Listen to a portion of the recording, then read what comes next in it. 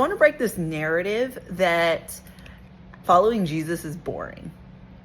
Like, even if you just take the disciples and their lives following Jesus, like, they saw Jesus do some really awesome things. They saw Jesus raise multiple people from the dead.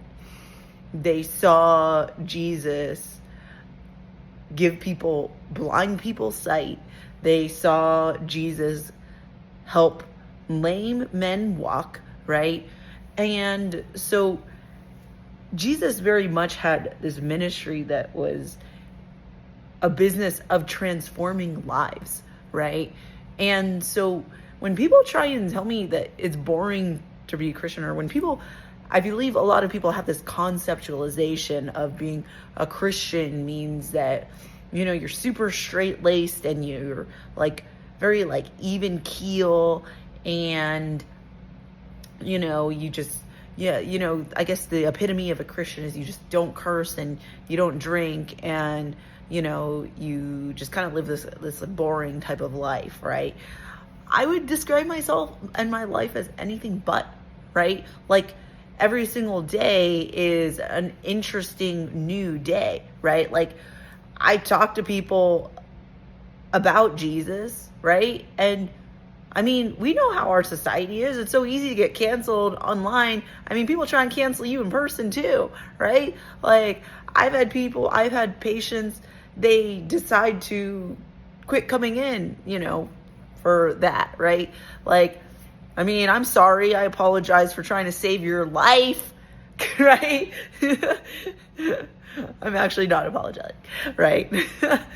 But, right, I mean, I've seen Jesus transform lives.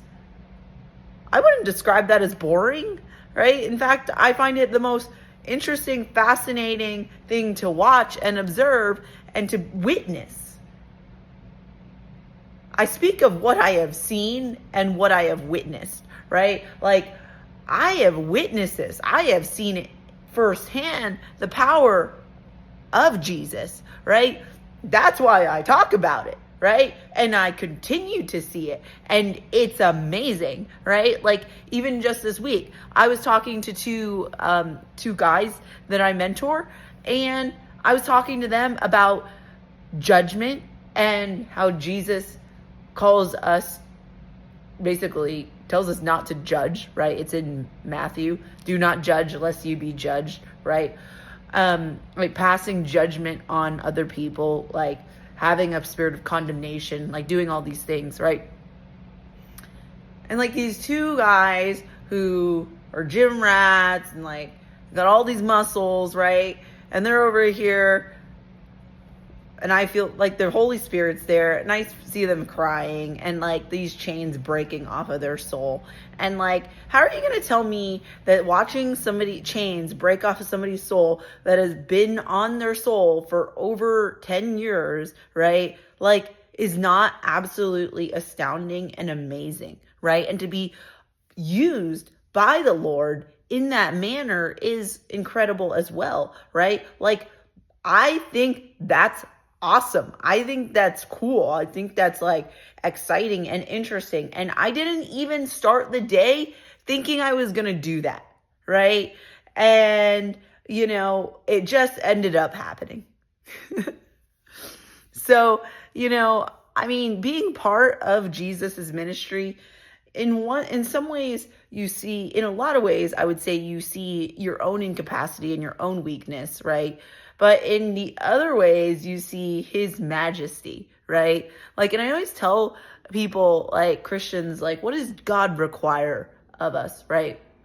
And I love the picture of Jesus giving that sermon to 5,000 people or 6,000 people, right?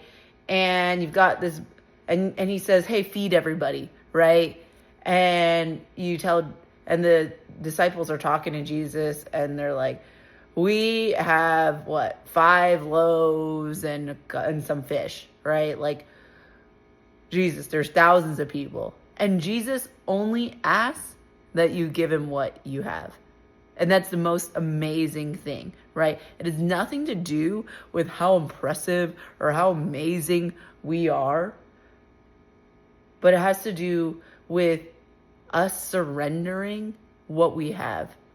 And what we have is actually so little and minuscule and far from what is necessary for the job. And that's okay. Because at the end of the day, when that happens, the one who gets the glory is the one who the glory is due, Jesus.